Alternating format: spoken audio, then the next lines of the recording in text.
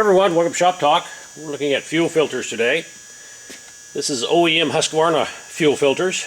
On the left there is a new, fresh filter. One on the right's been used approximately 90 days. And the way you look at these and test them is look at the bottom of it. That's where it sucks most of the fuel. And you'll see that one's really starting to plug up. And of course the new one's nice and clean. And try to get an OEM one. I've never had much luck with the aftermarket ones. They seem to really plug up. Another great thing you can do is use your pressure vacuum gauge, and you can actually test the vacuum on these and see how much resistance there is, and you'd be surprised what you find when you use that gauge.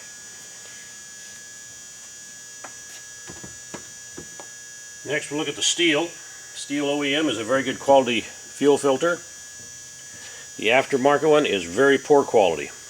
The aftermarket one, tolerances are not tight, and it lets debris get in there and it gets into the metering screen in your carburetor, causing a lean run.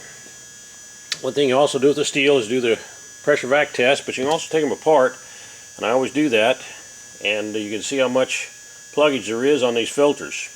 Never reuse them again, but you can take it apart and actually see what's going on with them. This centerpiece just comes right out.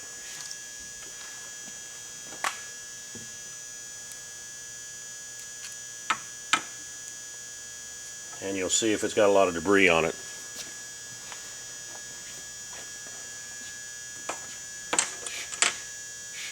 Next we'll look at another aftermarket one that creates a lot of problems, very poor tolerances. You can see where this pulls out, letting debris get in.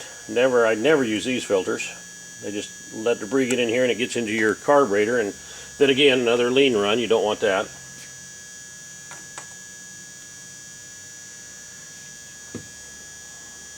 These are both OEM. I've had some issues with these. They have a very fine screen underneath the metal piece here, and I'll show you on this.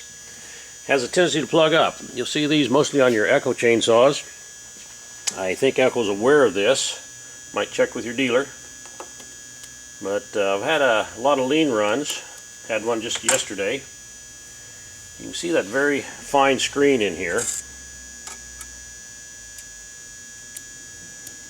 This is the same filter, and it is dark colored because of the oil the guy was using. But the filter has started to come apart, and you can see how it's plugged up that fine screen here.